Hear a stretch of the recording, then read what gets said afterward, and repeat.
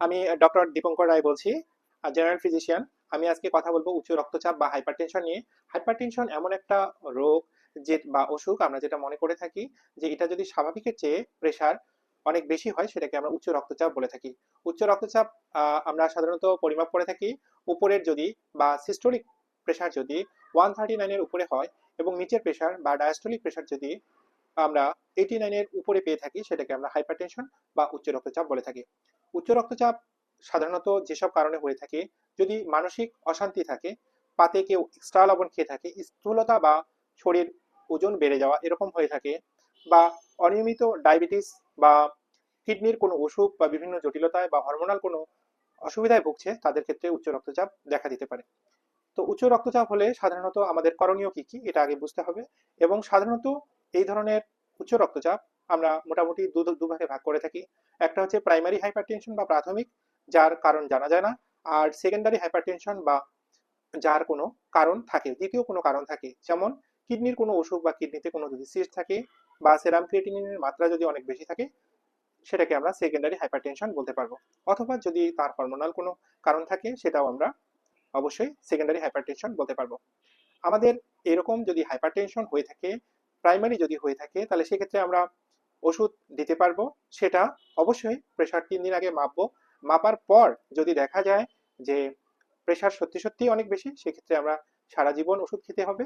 আর যদি secondary hypertension হয় তাহলে আমরা কারণ খুঁজবো, কারণ খুঁজে সেই অনুযায়ী আমরা অবশ্যই চিকিৎসা বা পরামর্শ দিব। প্রথম কথা হচ্ছে, এই যে চিকিৎসার কথা বলছি উচ্চ রক্তচাপের জন্য, তার প্রথমে হচ্ছে লাইফস্টাইল মডিফিকেশন।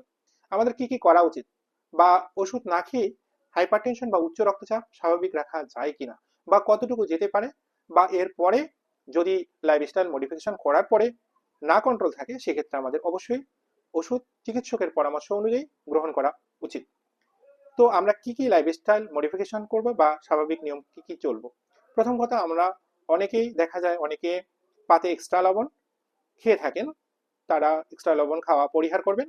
অনেকে আমাদের গ্রাম বাংলায় বলে থাকেন ভাজা লবণ ভালো, বা ভেজে খাওয়া লবণ খাওয়া যাবে, এরকম কোনো কথা আসলে প্রচলিত যে ধারণা, এটা থেকে বেরিয়ে আসতে হবে। আসলে ভাজা লবণ এবং কাঁচা লবণ দুটোর মধ্যেই সোডিয়াম থাকে, সো এটা একদমই পরিহার করতে হবে। এবং এটার মাত্রা অবশ্যই কতটুকু খেতে হবে এটা জানতে হবে। মনে রাখতে হবে 1 চামচের একটু কম আমরা 24 আওয়ার্সে ইনটেক করতে পারবো, সেটা অবশ্যই আমাদের জেনে বুঝে খেতে হবে।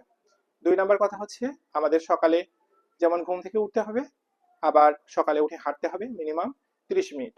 আবার রাতে পর্যাপ্ত পরিমাণ যাতে ঘুম হয় সেজন্য অবশ্যই আর্লি টু বেড, তাড়াতাড়ি আমাদের ঘুমাতে যেতে হবে।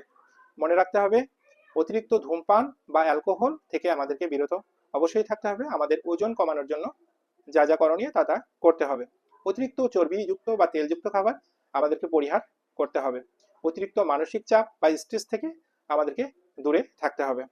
মনে রাখতে হবে ওষুধ শুরু করার আগে অবশ্যই চিকিৎসকের কাছে যাবেন এবং চিকিৎসকের পরামর্শ অনুযায়ী ওষুধ গ্রহণ করবেন।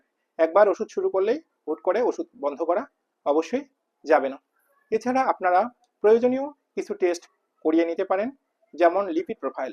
লিপিড প্রোফাইলে আমরা সাধারণত 4টা জিনিস দেখে থাকি: টোটাল কোলেস্টেরল, এছাড়া সেরাম ট্রাইগ্লিসারাইড, এইচডিএল এবং এলডিএল, এগুলো লেভেল আমরা অবশ্যই দেখব। এছাড়া সেরাম ক্রিয়েটিনিন, আরবিএস, ইউরিনারি, এই টেস্টগুলো আমরা মাঝে মাঝে করিয়ে দেখতে পারি। এছাড়া চিকিৎসকের পরামর্শ অনুযায়ী যদি কোনো হরমোনাল টেস্ট বা অ্যানাদার কোনো পরীক্ষা ইনক্লুডেড থাকে সেগুলো অবশ্যই করিয়ে চিকিৎসককে অবশ্যই দেখাবো। আজকে এই পর্যন্তই, অনেক ধন্যবাদ।